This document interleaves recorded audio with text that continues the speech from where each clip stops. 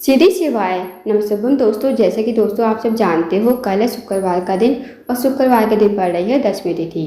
तो दोस्तों बस आपको 5 गेहूं के दाने से अचूक उपाय करना है। यदि आप इस उपाय करते हो तो आपकी जो भी मनोकामना होगी, धन को लेकर, व्यापार को लेकर, नौकरी को लेकर, वो आपकी मनोकामना अवश्य ही पूरी हो जाएगी। अगर आपके जीवन में कोई समस्या चल रही है धन को लेकर, व्यापार को लेकर, तो वो समस्या भी आपकी समाप्त हो जाएगी।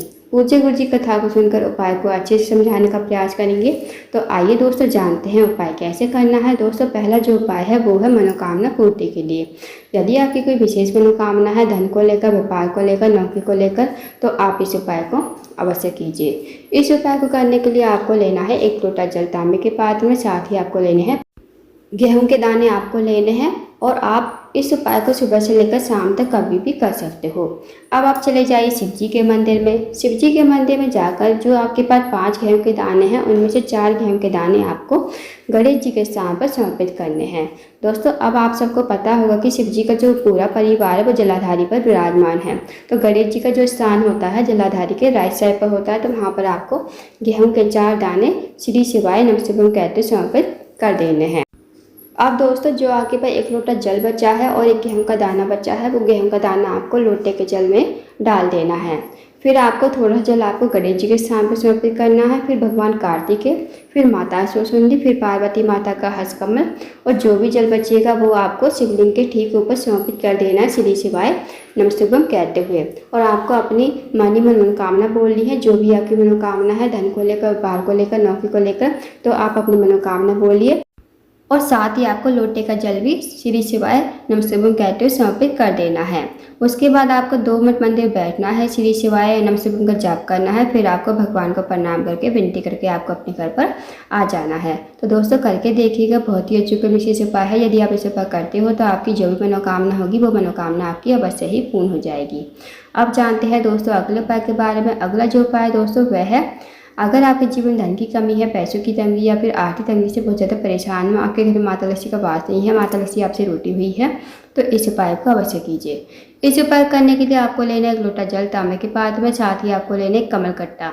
कमल कट्टे को आपको लोटे के जल में डाल देना है। इस उपाय को आप सुबह से लेकर शाम तक कभी भी कर सकते हो।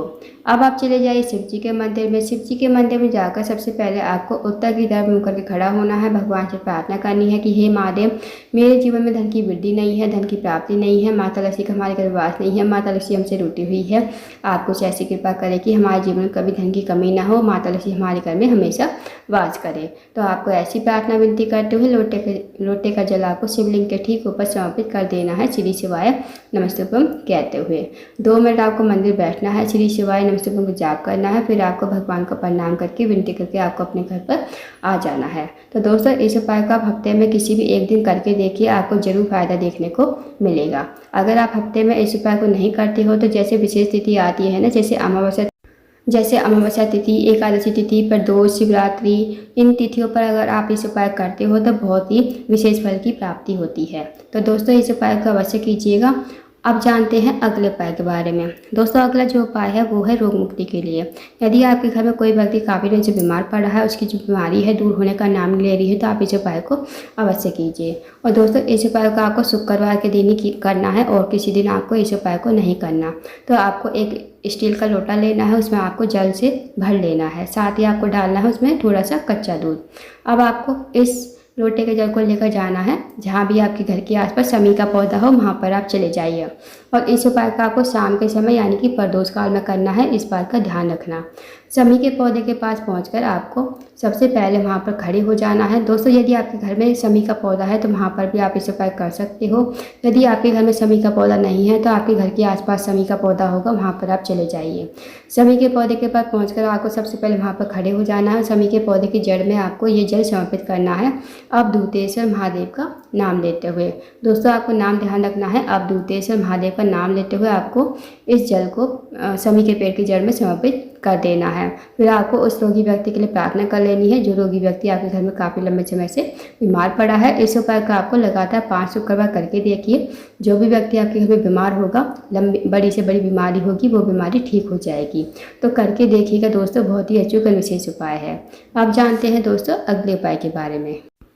दोस्तों अगला जो उपाय है, अगर आपके जीवन में धन की कमी है, पैसों की तंगी भी या फिर आर्थिक तंगी से बहुत ज़्यादा परेशान हो, आपके घर में माता लक्ष्मी का वास नहीं है, माता लक्ष्मी आपसे रूठी हुई है, तो इस उपाय को अवश्य कीजिए। साथ ही अगर आप किसी कार्य के लिए जाते हो, आपका कार्य पूरा नहीं हो पाता है, आपके कार्य में बाधा आ जाती है, या फिर नौकरी की तैयारी कर रहे हो, नौकरी आपको नहीं मिल पा रही है, तो आप इस उपाय को अवश्य कीजिए। इस उपाय करने के लिए आपको लेना है 1 लोटा जल तांबे के पात्र में, साथ ही आपको लेना है 2 कनेर के फूल आपको लेने हैं जो पीले कलर के होते हैं, वो आपको लेने हैं।